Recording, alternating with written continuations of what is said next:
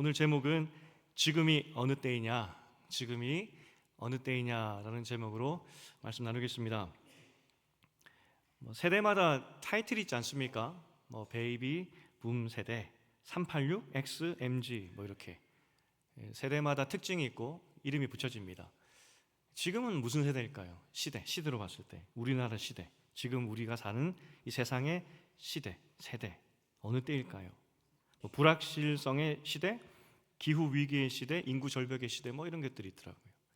그러면 나만의 시대는 언제일까? 엘리사가 묻지 않습니까? 지금이 어느 때이냐? 나만의 때는 어느 때일까? 먼저 이 이야기가 이제 1절부터 시작이 되었는데, 나만의 이야기가, 성경은 나만을 볼 때 크고 존귀한 사람이다라고 소개를 합니다. 크고 존귀하다.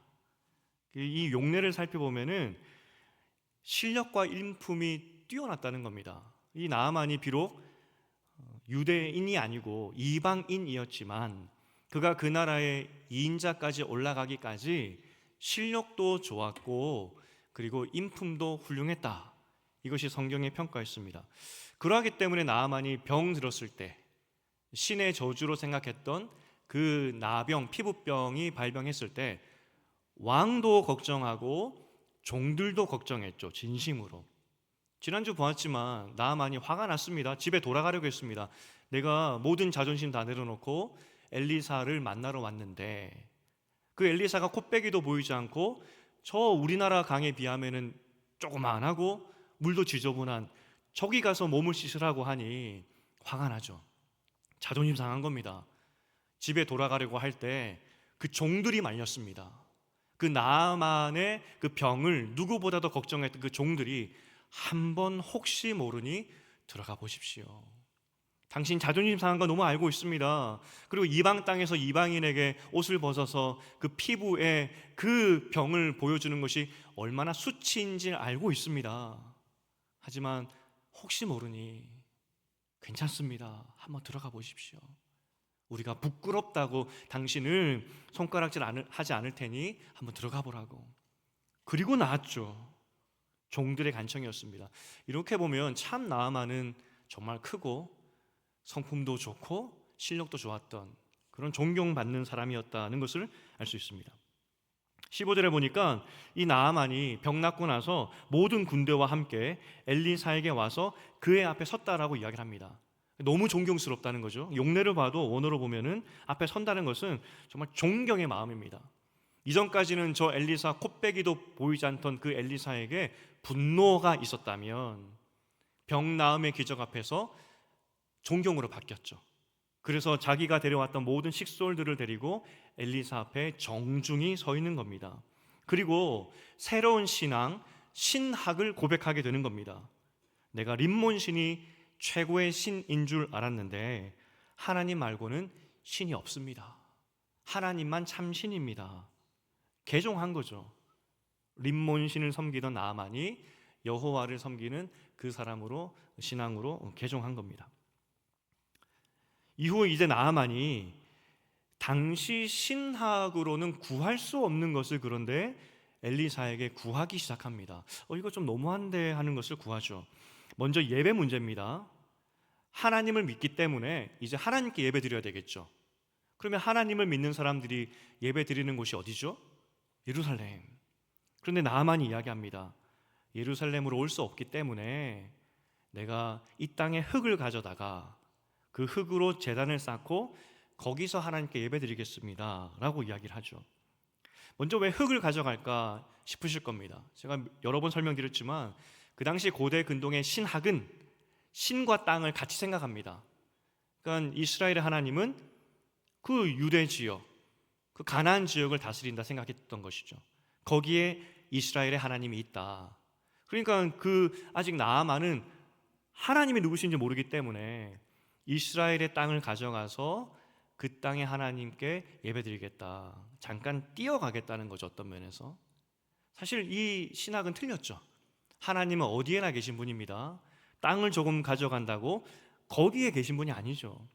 하지만 나아만은 잘못된 하나님에 대한 오해였지만 그걸 구했고 또 엘리사 그리고 하나님은 그걸 허용해 줍니다. 좀 이상하죠. 두 번째 문제가 또 있었는데, 나아만은 제국의 2인자입니다. 왕이 그를 많이 의지했기 때문에 림몬 신전에 갈 때마다 나아만과 같이 갑니다. 그럼 왕이 신상에게 절할 때 나아만도 같이 절하겠죠. 부탁하는 겁니다. 내가 어쩔 수 없이 림몬 신에게 절을 해야 되는데 나를 용서해 주시옵소서라고 이야기를 합니다. 아니, 이것도 허용해 줍니다. 허락해 주죠. 학자들이 해석하기를 이 성도의 부르심은 성장이기 때문에 아직 초보 신앙인 이 나아만, 하나님을 잘 모르기 때문에 어쨌든 그러하기 때문에 부탁하는 이 부탁들을 하나님께서 허락하셨다. 성장의 과정이기 때문에 그러하다는 것이죠. 그럼에도 불구하고 구약 성경에 어디에도 없는 이 파격이 오늘 본문에 있는 겁니다. 나아만이 땅 조금 가서, 흙 조금 가서 예배드리겠습니다. 림몬 신에게 절하는 것 용서해 주세요. 다 허락해 주신 겁니다. 사실 성경의 지금까지 가르침의 흐름을 볼 때 우리의 기대는 나아만이 개종했으니 이스라엘 안으로 들어올 법하지 않나 하는 생각을 합니다. 무슨 말이냐면, 다윗 때 우리야라는 장수가 있었죠. 다윗에게 충성된 그런 장수였습니다. 그 사람은 헷사람이었습니다. 이방인입니다. 그리고 이 헷사람 우리야가 결혼한 사람이 누구냐면 밧세바입니다.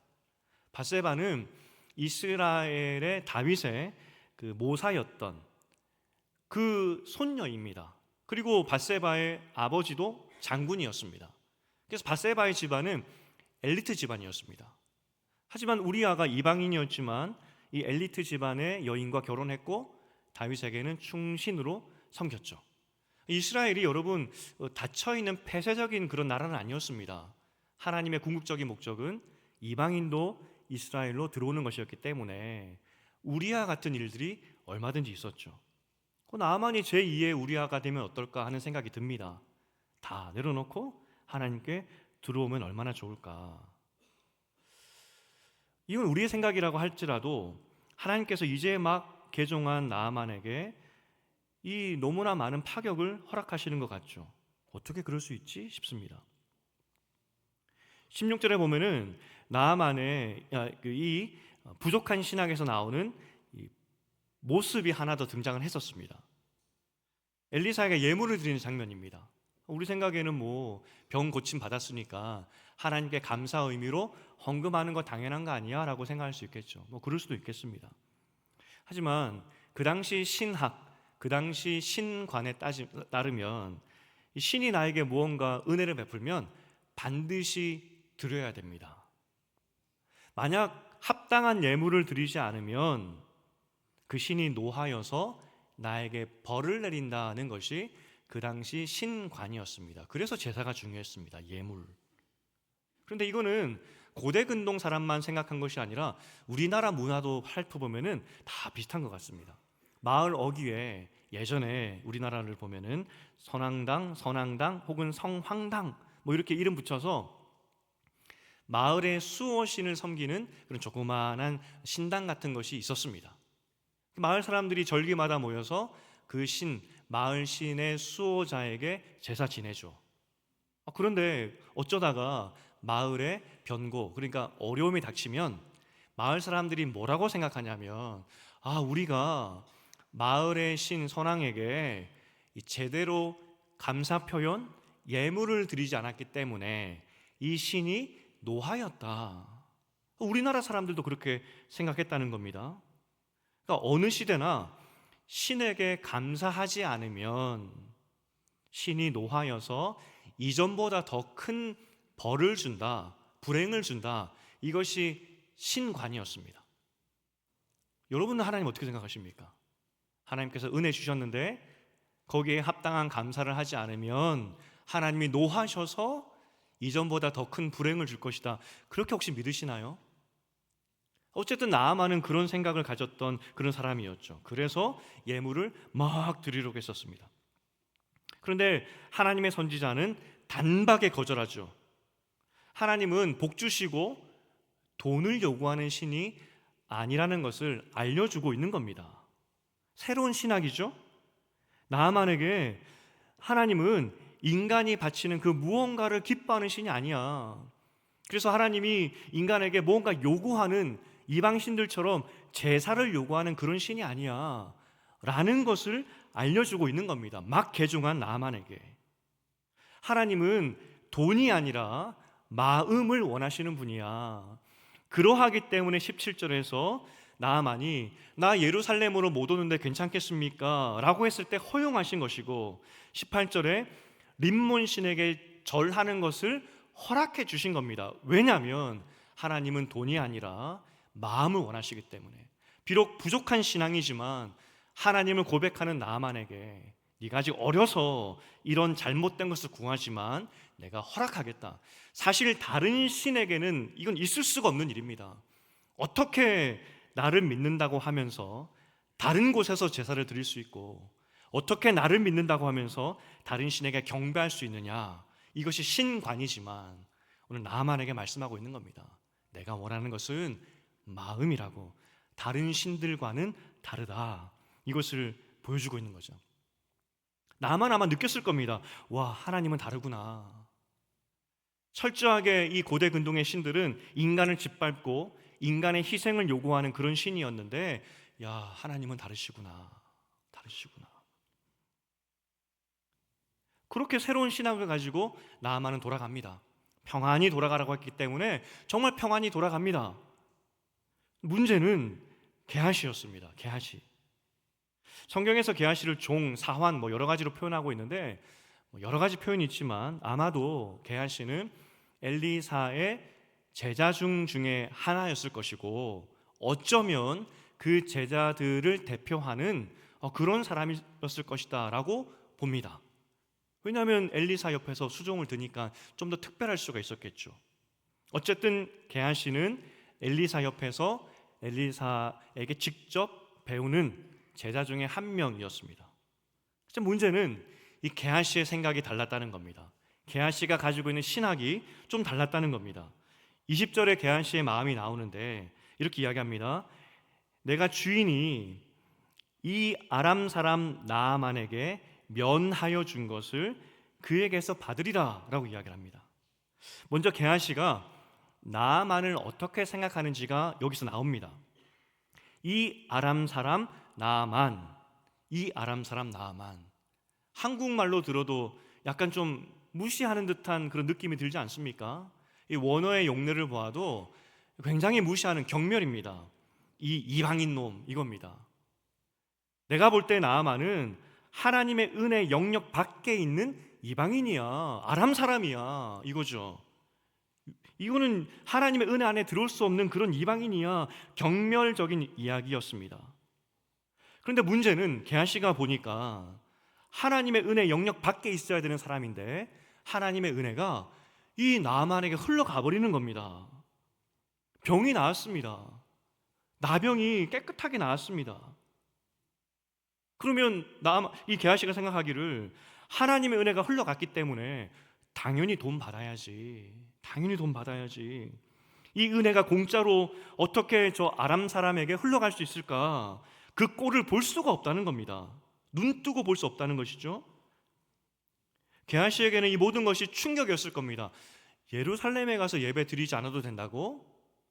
림몬 신에게 절을 해도 된다고? 어떻게 저 이방인, 저 아람 사람에게 하나님의 자비가 흘러가고 허용의 은혜가 흘러가는 것이지? 이건 있을 수가 없다는 것이죠.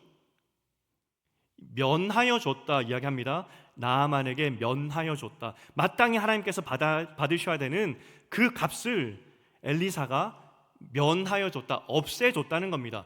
있을 수가 없다는 겁니다. 마땅히 받아야 되는 돈이라는 것이죠. 사실 성경에 지금까지 이런 적이 없었습니다. 출애굽 때 정탐꾼을 살려주었던 여리고 성 사람 라합, 그리고 그의 가족, 즉시 이스라엘로 편입되었죠. 룻기의 주인공 룻도 마찬가지입니다. 시어머니 따라가서 즉시 이스라엘 안으로 들어왔습니다. 지금까지 하나님 믿으면 즉시 선택해야 되죠. 어떠한 배려도 없습니다. 하지만 오늘 이 나아만에게 하나님의 긍휼의 은혜가 흘러갔고 또 허용하는 그 자비의 은혜가 흘러갔다는 겁니다. 있을 수가 없다는 거죠. 어쩌면 탕자의 비유에 나오는 형의 마음 아니었을까요? 아버지의 은혜가 동생에게 흘러갔을 때 마음에 들지 않았던, 여러분 한번 신앙생활 하다가 이런 생각 하신 적 있으실 겁니다. 저 사람은, 저 가정은 제대로 믿지도 않는데 겨우 주일날 와서 겨우 신앙생활 이어가는데 하나님이 저 가정은 어떻게 은혜를 베푸셔서 저렇게 잘 되는지 좀 이해가 안 된다, 이런 생각이 드실 수도 있었을 겁니다. 아니, 저 가정에는 왜 그렇게 하나님의 긍휼의 은혜가 흘러가지? 선지자들의 절규가 이 내용이었습니다. 어떻게 악인이 잘 될 수가 있습니까, 하나님? 가장 대표적인 예가 하박국 선지자인데, 하박국 1장 4절 함께 읽어보겠습니다. 시작. 이러므로 율법이 해이하고 정의가 전혀 시행되지 못하오니 이는 악인이 의인을 에워쌌으므로 정의가 굳게 행하여 지민이이다. 하박국의 처음 시작입니다. 하나님, 율법이 무너졌습니다. 어떻게 율법이 해질 수가 있습니까? 정의가 어디 있습니까? 하나님, 이러시면 안 됩니다. 악한 사람 이방인에게는 당연히 벌을 주셔야죠. 어떻게 은혜를 줄 수가 있습니까? 이것이 하박국의 절규였습니다. 하나님, 신학이 흔들리면 안 됩니다. 율법 지키셔야죠. 게하시 마음이 딱 그랬다는 겁니다. 저 악인에게 하나님의 특별한 은혜가 임하여서 그가 살아나고, 더군다나 공짜로 무언가 하나님의 은혜를 얻어가는 것이 너무나 보기 싫었죠. 하나님, 정의가 무너졌습니다. 마땅히 받아야 되는 그 돈을 내가 하나님의 이름으로 맹세하노니 받아오겠습니다. 이게 정의입니다. 이게 율법입니다. 신학적으로 게하시가 억울할 수도 있겠죠. 너무나 파격적인 허용이었기 때문에. 하지만 이 게하시도 사실은 하나님을 오해했고, 그래서 이러한 생각을 가지게 되었고, 결국은 이 하나님을 제대로 알지 못했던 게하시가 어떻게 비극적으로 파멸하게 되는지 성경은 보여주고 있습니다. 어쨌든 게하시는 정의를 살리기 위해서, 율법을 율법답게 만들기 위해서 이 거짓말로 꾸밉니다. 사람은 참 이 거짓말을 할 때 성실하게 되는 것 같습니다. 지명도 나오고요, 구체적인 정황을 만듭니다. 2명의 제자가 에브라임에서부터 합류했습니다. 새롭게. 사람이 늘었으니까 돈이 필요하겠죠. 그들을 케어해야 되니까. 그리고 옷도 필요하게 되겠죠. 그래서 나아만을 쫓아가서 돈과 옷을 구하게 됩니다. 나아만이 이 게하시 그리고 엘리사, 이 세 신앙을 가졌기 때문에 존경의 마음으로 마차에서 내립니다. 맞이하죠. 상황을 쭉 듣더니 강권하여서 은 2달란트, 하나만 요구했는데 2개를 줍니다. 옷도 2벌 줍니다. 당시 1달란트가 32kg입니다. 그 게하시가 2달란트니까 64kg를 짊어지고 하기 힘들었겠죠. 그래서 나아만이 종 2명에게 각각 하나씩 짊어지게 하고 집까지 배달시켜 줍니다. 그리고 오늘 본문의 하이라이트가 나오죠. 엘리사가 이 모든 일을 다 알고 있었습니다. 그리고 하는 말이 26절입니다. 우리 26절을 함께 읽어보겠습니다. 시작. 지금이 어찌 은을 받으며 옷을 받으며 감람원이나 포도원이나 양이나 소나 남종이나 여종을 받을 때이냐. 먼저 이 본문이 좀 이상합니다. 게하시는 분명히 은 2달란트와 2벌의 옷을 받았습니다. 그건 사실이죠. 그런데 감람원과 포도원, 양소, 남종, 여종은 받지 않았습니다. 엘리사가 뭔가 잘못 알고 있는 것 같습니다. 그런데 이 구절에서 뭘 이야기해주고 있느냐. 게하시가 처음 시작은 신학적인 불만일 겁니다. 이방인에게 하나님의 은혜가 흘러가는 것이 불만이었습니다. 하지만 그 다음 게하시의 마음이 뭐였냐면, 내가 이 돈을 가져다가 밭을 사고 큰 농장을 만들겠다는 욕심이 그 다음에 이어져 나왔다는 겁니다. 이때 엘리사의 질문을 우리가 주목해야 됩니다. 지금이 어느 때인 줄 아느냐, 그겁니다. 지금 이 시대가 지금 무슨 시대인 줄 아느냐, 그걸 묻는 것이죠. 네가 나와 함께 사역을 했는데 지금이 어느 시대인 줄 아느냐. 엘리사의 그 질문의 답이 뭐냐면, 지금은 하나님의 은혜가 흘러가고 있는 그때다. 막 개종한 그에게 하나님이 그 마음을 받으시고 초보적인 신앙의 결단이지만 그 마음을 기뻐하시면서 병 나음뿐만 아니라 제사도 그리고 이방신에게 절하는 것도 허용해 주는 파격적인 은혜가 임한 은혜의 때라는 것을 이야기해 주고 있는 겁니다. 그렇기 때문에 하나님은 이 병 나음을 주시고 나서 어떠한 재물도 요구하지 않았습니다. 왜냐하면 은혜의 때이기 때문에. 하나님의 은혜는 그 어떤 것도 우리에게 요구하지 않는 은혜입니다. 값없는 은혜. 지금 값없는 은혜가 이스라엘 가운데 임했다는 겁니다. 지금 당시 신관으로는 앞서 말했지만 인간은 신을 위해 존재하는 그런 하찮은 존재일 뿐입니다. 신에게 바쳐야 되고 또 두려운 존재죠. 신을 잘못 섬기면 나에게 화가 미치는. 하지만 하나님께서 온 이스라엘에게 말하고 있는 겁니다. 나는 그런 신이 아니라고. 은혜의 신이라고. 내가 너희에게 어떠한 돈을 요구하더냐고. 누구든지 나온다면 나만이 고침받았듯이 다 내가 고쳐주겠다고. 지금은 은혜의 때라고. 그런데 게하시가 이 은혜의 때를 망쳐버립니다. 하나님은 공짜로 무조건적인 은혜로 다 주셨는데 게하시가 말합니다. 이건 신학적으로 틀렸어. 내가 하나님의 이름으로 쫓아가서 내가 다 받아낼 거야. 이것이 게하시가 믿는 하나님 모습이었다는 겁니다. 하나님은 은혜의 하나님이었지만 게하시는 하나님이 그에게는 은혜의 하나님이 아니었다는 겁니다. 오늘 중심은 하나님께서 새로운 신학을 알려주고 있습니다. 자비와 은혜와 긍휼의 하나님이다. 그리고 지금은 은혜의 때이다. 그러니 누구든지 나오라고. 하지만 게하시가 다 망쳐버렸습니다. 그 다음 결과가 참 비참합니다. 엘리사 옆에서 있었던 제자였고, 하지만 하나님의 이 새로운 신학을 이해하지 못했죠. 게하시는 은혜를 이해하지 못하니, 하나님의 은혜의 신학을 이해하지 못하니 게하시는 하나님을 이방신 중에 한 명으로 믿었다는 것입니다. 이방신처럼 하나님을 믿게 되니 결국 게하시가 원하는 것이 무엇이냐면 이방인들처럼 돈이었습니다. 돈. 하나님을 오해한 결과가 너무 비참하죠. 참된 하나님을 믿었던 게하시가 아니었기 때문에, 그 은혜로 사는 사람이 아니었기 때문에 그가 결국은 받아낸 그 돈으로 농장 짓고 내가 살아보겠다. 전형적인 세상의 사람이죠. 그리고 이스라엘 사람들도 하나님을 오해했습니다. 지금 하나님의 은혜의 때가 선언되었지만, 나아만에게 흘러갔던 하나님의 은혜를 보았지만 그들 역시 이스라엘 하나님을 은혜의 하나님으로 믿지 않았다는 겁니다. 그러니 하나님께 나와서, 값없이 주시는 하나님께 나와서 내 병도 고쳐주시옵소서라고 구하는 사람이 아무도 없었다는 겁니다.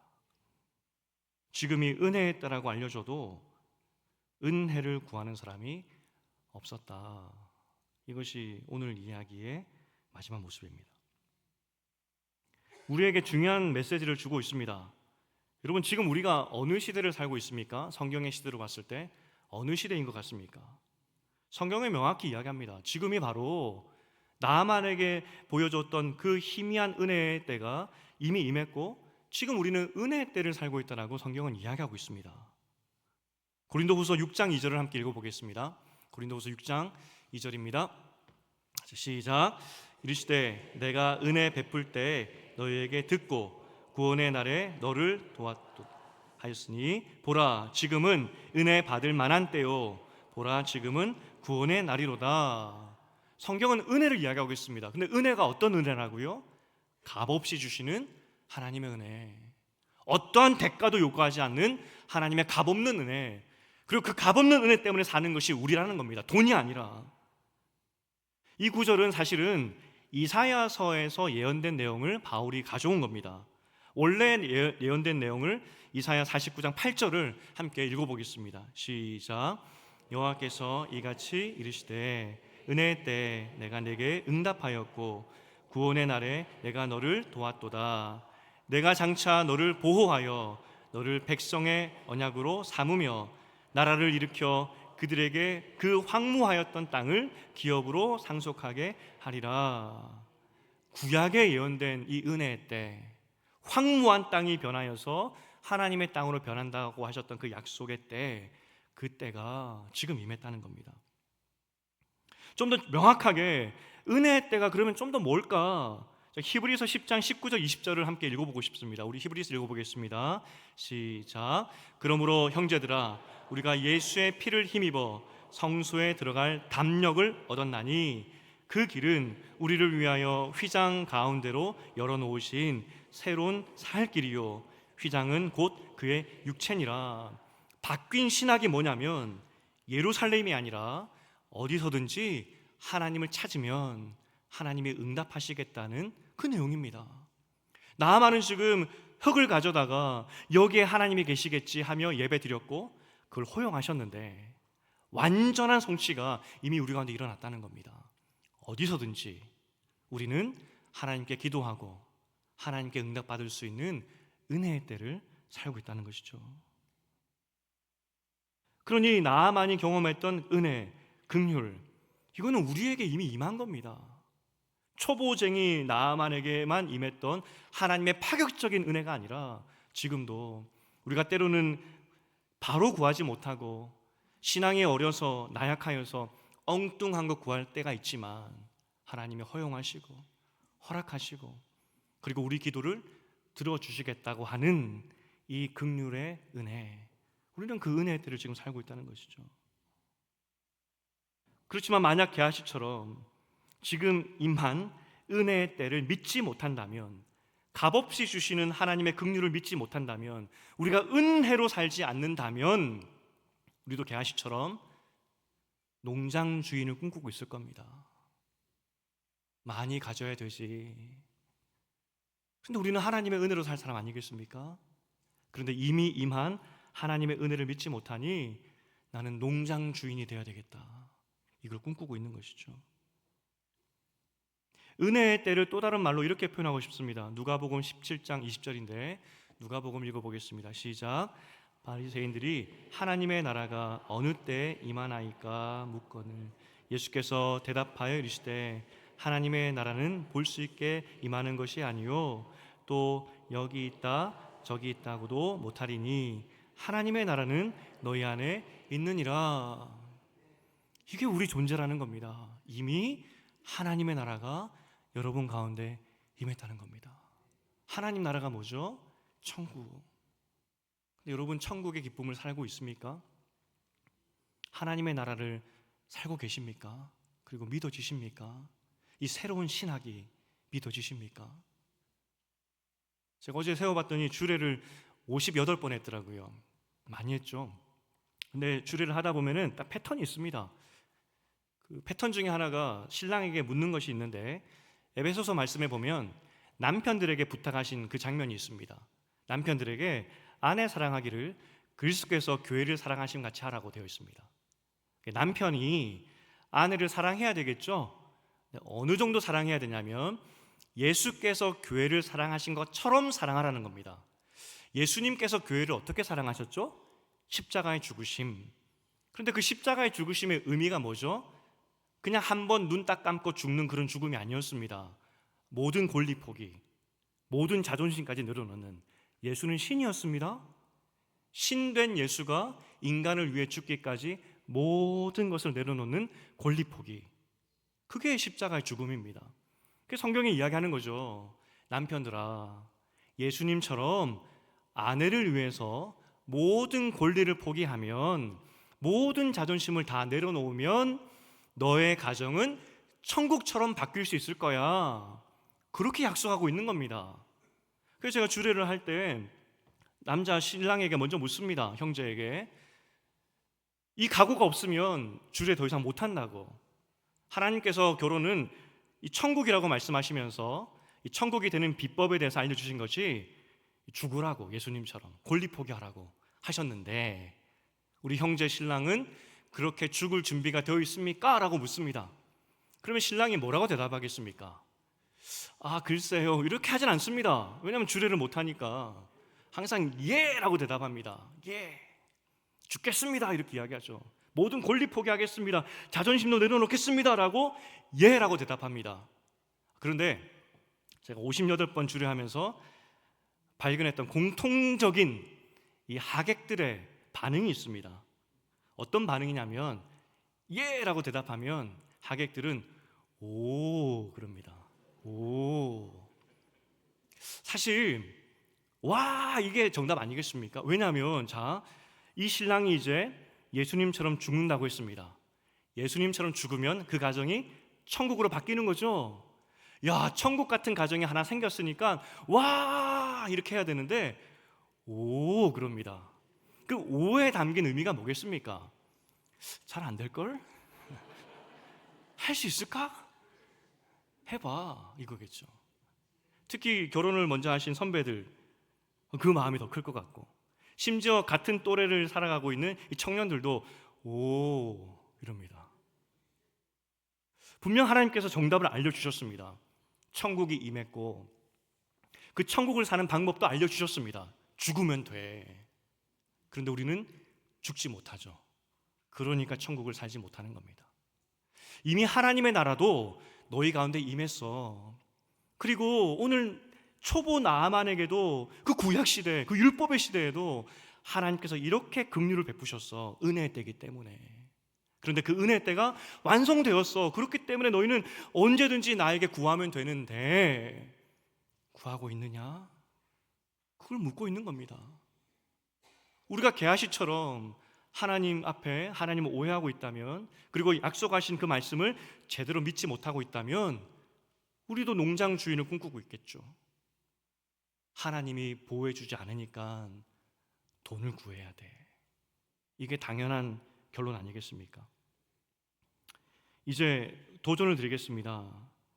우리는 새 시대를 살고 있습니다. 존재가 바뀌었습니다. 하나님의 자녀로 존재 가치가 바뀌어버렸습니다. 이 바뀐 존재 가치에게 약속해 주신 것이 있습니다. 너희는 은혜의 때를 살고 있어. 언제든지 구하면 돼. 하나님과 우리의 관계가 허물어졌기 때문에 때로는 나만처럼 잘못된 것, 부족한 것 구할 수 있지만 하나님께서 허용하시고 기다리시고 자랄 때까지 우리를 인내로 보호하신다는 겁니다. 그래서 여러분에게 도전드리고 싶은 것이 있습니다. 금요 영성 기도가 계속되고 있습니다. 많이 오시면 좋아서 이렇게 말하는 것이 아니라 우리의 존재 가치가 바뀌었기 때문에 그래서 말씀드리는 겁니다. 분명히 하나님 나라가 여기 임했다고 하는데 우리는 그 하나님 나라를 살지 못하고 있어요. 그때 우리가 해야 될 일이 무엇이겠습니까? 주님 도와주시옵소서. 하나님 나에게 천국이 없습니다. 하나님 도와주시옵소서. 은혜의 때를 살게 해주시옵소서. 우리 교회 새로운 문화 중에 하나가 되었으면 좋겠는 것이 중직자의 기본은 기도입니다. 함께 기도하는 것. 여러분께서 모범을 보여주시고 하나님께 구했더니 이런 기적이 있다는 것을 여러분 간증할 수 있는 것이 중직자들 아니겠습니까? 하나님께서 하나님 나라가 여기 임했다고 말씀하셨는데 정말 살아보니까 하나님 나라가 여기 있더라 말할 수 있는 것이 중직자가 되어야 되지 않겠습니까? 집 거리가 먼 분들 충분히 이해합니다. 그래서 온라인으로 들으셔도 좋습니다. 하지만 정말 우리가 은혜의 때를 살고 있다면, 그래서 담대하게 주의 성전에 나가서 구할 수 있는 존재가 되었다는 것을 믿으신다면 여러분 같이 오셔서 기도해야 된다는 겁니다. 사마리아 여인의 간절함을 예수께서 보셨습니다. 그때 예수께서 말씀하십니다. 내가 반드시 사마리아로 가야 되겠다. 이것이 은혜의 때에 임한 하나님의 긍휼의 자비의 마음이라는 겁니다. 오늘 나아만에게 임한 은혜는 신학을 흔드는 은혜였습니다. 신학을. 우리가 가진 새 신학은 하나님의 은혜가 이미 임했다. 천국을 살고 있다. 그래서 우리는 구해야 됩니다. 이제 말씀을 맺겠습니다. 청년부를 담당하는 고 목사님이 들려준 얼마 전 이야기입니다. 직장에서 여러 가지 일들 때문에 퇴직을 고민하는 그런 청년이었습니다. 기도를 많이 했는데도 해결의 기미가 보이지 않는 겁니다. 이제 30분 후면 마지막 면담을 하게 되고 사임을 하게 되겠죠. 퇴사를 해야 되는 그런 상황이 이른 겁니다. 근데 여러분 청년을 한번 잘 생각해 보십시오. 그 직장에 들어가기 위해서 얼마나 애썼겠습니까? 그런데 해결되지 않은 그 문제 때문에 자기 잘못도 아니고 그렇게 기도했는데 실마리가 보이지 않는 겁니다. 그래서 퇴사를 해야 되는 그런 상황에 몰린 겁니다. 이 면담을 30분 앞두고 고 목사님께 전화를 한 겁니다. 자매가, 목사님 30분 안에 기도 응답 받는 법이 있을까요? 여러분 간절한 마음이 느껴지십니까? 30분 안에 기도 응답 받는 방법이 있을까요? 그때 고 목사님이 참 잘 지혜롭게 대답한 것 같습니다. 같이 기도하자고, 기도해보자고. 그리고 30분이 지나고 다시 통화를 했죠. 자매, 기도해보니까 마음이 어땠습니까? 그 자매가 이렇게 이야기했다고 합니다. 복잡한 것이 아니라 평안해졌습니다. 그리고 그 미팅에 들어가서 절대로 해결되지 않을 것 같던 그 문제가 해결이 되고 그 자매가 평안히 그 직장에 계속 다닐 수 있는 그 기적을 경험한 거죠. 청년도 기도하고 있습니다. 구하고 있습니다. 도와달라고.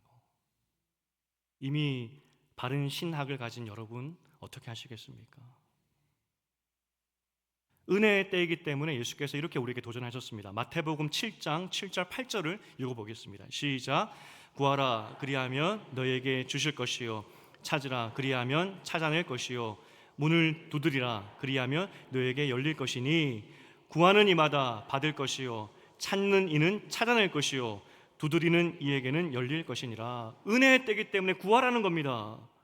그런데 이거 헷갈릴까 봐 예수님께서 바로 이어서 한 가지 예를 드셨습니다. 9절부터 11절인데 함께 읽어보겠습니다. 시작. 너희 중에 누가 아들이 떡을 달라 하는데 돌을 주며 생선을 달라 하는데 뱀을 줄 사람이 있겠느냐? 너희가 악한 자라도 좋은 것으로 자식에게 줄 알거든. 하물며 하늘에 계신 너희 아버지께서 구하는 자에게 좋은 것으로 주시지 않겠느냐? 은혜의 때가 임했는데 그 이스라엘 백성들이 못 알아들을까 봐 너희는 하나님의 자녀들이야. 그러니 구하면 돼. 너희가 부모로서 자식들에게 좋은 것 줄 알지 않느냐고. 하나님이 그러신 분이야. 그러니 구하라고. 이게 은혜의 때를 사는 우리에게 주신 약속입니다. 이게 우리의 신학입니다. 다른 것이 아니라 오직 이 새 시대 사람답게 하나님의 은혜와 긍휼을 구하시면서 다른 농장 주인이 되어서 살아가는 것이 아니라 오직 하나님의 은혜로만 사는 여러분 되시기를 주님의 이름으로 축복드립니다.